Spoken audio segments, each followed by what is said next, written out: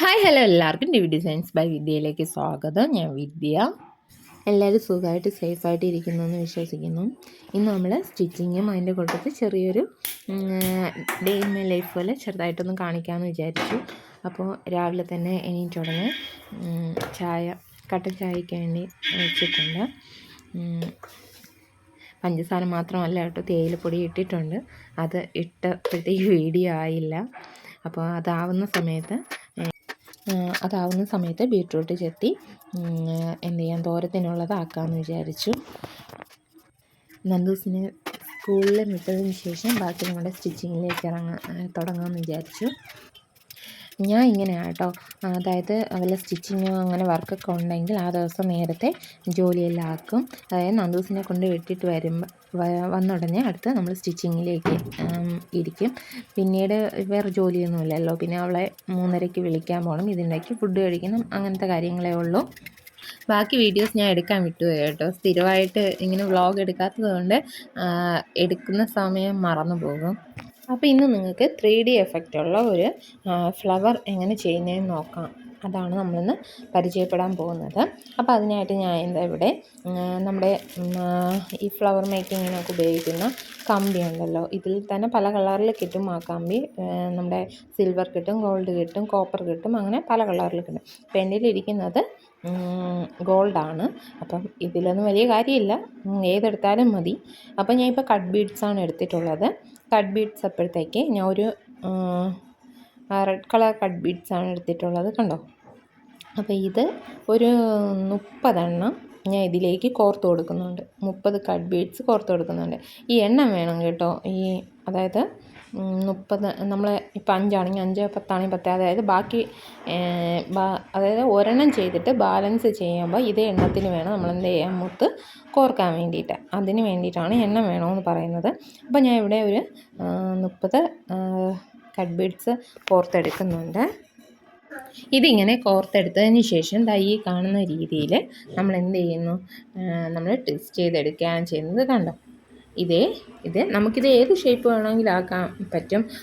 ലവിൻ്റെ ഷേപ്പോ അങ്ങനെ ഏത് വേണമെങ്കിലും നമുക്ക് ആക്കാൻ പറ്റും. ഞാനിപ്പോൾ ഈ കാണുന്ന ഷേപ്പാണ് ആക്കിയെടുക്കുന്നത്, കണ്ടോ. ഇതേ രീതിയിൽ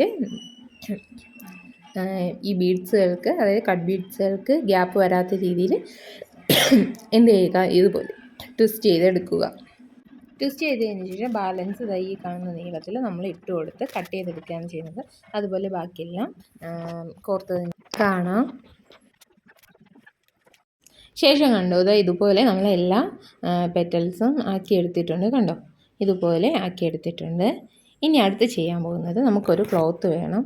നമുക്കിഷ്ടമുള്ള ഇപ്പോൾ എന്തുവാണ്, നമുക്കിത് വയ്ക്കാം. ഇതേ കളർ തന്നെ ക്ലോത്ത് എടുക്കാം, അല്ലെങ്കിൽ ഇതിൻ്റെ കോൺട്രാസ്റ്റ് കളർ എടുക്കാം. ഇപ്പോൾ എൻ്റെ കയ്യിലുള്ള ഒരു ബ്ലൂ അല്ല ഗ്രീനും അല്ലാത്ത ഒരു കളർ ക്ലോത്താണ് എടുത്തിട്ടുള്ളത്.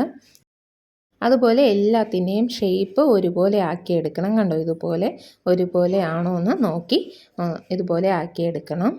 ആക്കിയെടുത്തതിന് ശേഷം നിങ്ങൾക്ക് വേണമെങ്കിൽ അളവെല്ലാം നോക്കിയിട്ട് ഇപ്പം തന്നെ ആ ബാലൻസുള്ള കമ്പി കട്ട് ചെയ്ത് കളയാവുന്നതാണ്. അതല്ലെങ്കിൽ ഈ ഒട്ടിച്ചതിന് ശേഷം നമ്മൾ അതിൻ്റെ ബാലൻസ് കട്ട് ചെയ്യുമല്ലോ, അതിൻ്റെ കൂട്ടത്തിൽ ഇതും കൂടെ കട്ട് ചെയ്യാവുന്നതാണ്.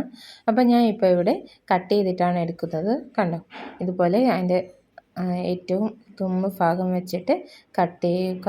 കട്ട് ചെയ്തിട്ട് ഏതളവാണെന്ന് നോക്കിയിട്ട് അതനുസരിച്ച് എന്ത് ചെയ്യുക, ഗമ്മ് സ്പ്രെഡ് ചെയ്ത് അത് സ്റ്റിക്ക് ചെയ്ത് വയ്ക്കുക, കണ്ടോ. ഇതുപോലെ ബാക്കിയെല്ലാം നമുക്ക് ഇതുപോലെ തന്നെ ചെയ്തെടുക്കാം, കണ്ടോ. ഇതുപോലെ നന്നായിട്ട് പ്രസ് ചെയ്ത് കൊടുക്കാം. ബാക്കിയെല്ലാം തന്നെ നമുക്ക് അതുപോലെ ചെയ്തെടുക്കാം, കണ്ടോ. ഇതുപോലെ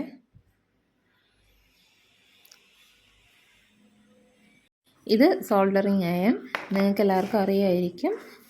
ഇതിൻ്റെ വീഡിയോന് മുന്നത്തെ വീഡിയോസിലൊക്കെ ഇട്ടിട്ടുണ്ട്, കാണാത്തവരുണ്ടെങ്കിൽ കണ്ടു നോക്കുക. ഇത് നമ്മൾ സ്വിച്ച് ഇടുമ്പോഴത്തേക്ക് അവിടെ ഒരു ലൈറ്റ് കത്തും. അപ്പോഴത്തേക്ക് ഇത് ചെറുതായിട്ട് ചൂടായി തുടങ്ങും. ചൂടായി വരാൻ താമസം എടുക്കും, നമ്മുടെ ഈ ഗ്ലൂ ഗണ്ണൊക്കെ പോലെ. പക്ഷേ ചൂടായി കഴിഞ്ഞാൽ അത് നമ്മുടെ കയ്യിൽ വല്ലതും കയറിക്കൊണ്ട് കഴിഞ്ഞാൽ നല്ല പണി കിട്ടും. അപ്പോഴത്തേക്ക് കുഞ്ഞുങ്ങളൊക്കെ ഉള്ളവർ ഇത് ഉപയോഗിക്കുന്നുണ്ടെങ്കിൽ സൂക്ഷിക്കുക. അപ്പോൾ ഇത് ചൂടാവട്ടെ. ഇതിപ്പോൾ കണ്ടോ, ഇത് നന്നായിട്ട് ഉണങ്ങിയതിന് ശേഷമായിരിക്കും നമുക്ക് കട്ട് ചെയ്യേണ്ടത്. ഇതിപ്പോൾ ഉണങ്ങിയിട്ടുണ്ട്. നമുക്ക് കട്ട് ചെയ്തെടുക്കാം. ഇതിപ്പോൾ കണ്ടോ ചൂടായിട്ടുണ്ട്. ചൂടായാൽ മാത്രമേ എന്ത് ചെയ്യുള്ളൂ, നമുക്ക് ഇതുപോലെ ഇത് കട്ടായി വരികയുള്ളൂ. നമ്മളിങ്ങനെ അരികത്തോടു കൂടി ഇങ്ങനെ കട്ട് ചെയ്തെടുക്കുന്നു. കൈയൊക്കെ വളരെ കെയർഫുള്ളായിട്ട് വെച്ചിരിക്കുക. ഇത് കൊണ്ട് കഴിഞ്ഞാൽ നന്നായിട്ട് പൊള്ളും. അപ്പോൾ ഇതുകൊണ്ട് ഇങ്ങനെ അരികത്തുകൂടി എന്ത് ചെയ്യുക, കട്ട് ചെയ്ത് എടുക്കുക. ഇത് സ്റ്റിച്ചിങ് ഒന്നും അറിഞ്ഞുകൂടാത്തവർക്ക് സിമ്പിളായിട്ട് ചെയ്യാൻ പറ്റിയ ഡിസൈനാണ്, ചെറിയ പാച്ച് വർക്ക് പോലെയൊക്കെ. അപ്പം അങ്ങനെ അപ്പോൾ ഇതുപോലെ നമ്മൾ എന്ത് ചെയ്യുക, എല്ലാം തന്നെ ഇങ്ങനെ കട്ട് ചെയ്തെടുക്കുക.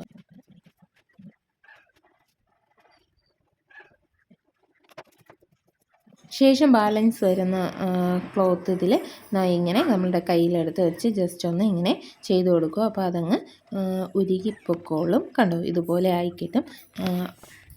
അഥവാ നിങ്ങളുടെ കയ്യിൽ ഈ സോൾഡറിങ് അയൺ ഇല്ലെങ്കിൽ കുഴപ്പമൊന്നുമില്ല. നമുക്ക് ഷാംപ്രാണി തിരിയൊക്കെ ഉപയോഗിച്ച് നമുക്കിത് ചെയ്തെടുക്കാവുന്നതാണ്.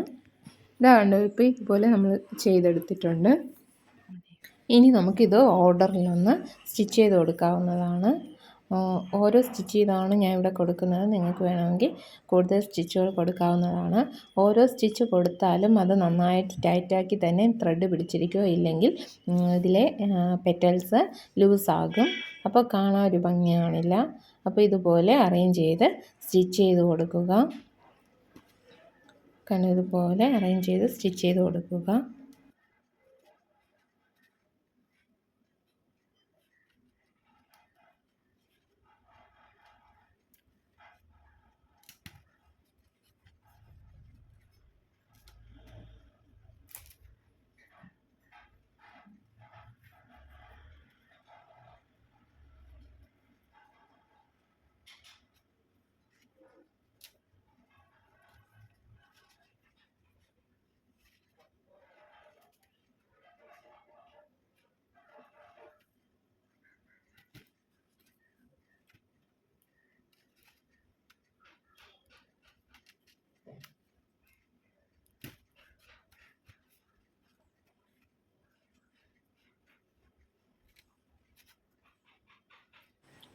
പക്ഷേ പിന്നെ ഇത് കുറച്ച് നാളായി ഈ വീഡിയോ ചെയ്യണമെന്ന് വിചാരിച്ചിരുന്നിട്ട്, പിന്നെ ഇന്ന് നോക്കിയപ്പോൾ എന്തായാലും ചെയ്യാമെന്ന് വിചാരിച്ചാണ്. പിന്നെ ഇതിൽ തന്നെ ഫ്രെയിം മാറ്റണ്ടല്ലോ എന്ന് വിചാരിച്ചിട്ടാണ് അതിൽ തന്നെ ചെയ്ത്. കണ്ടോ, ഇതാ ഇങ്ങനെ വലിച്ചു പിടിച്ച് തന്നെ അടിയിലേക്ക് ഒരു കെട്ടും കൂടെ ഇട്ട് കൊടുക്കുക.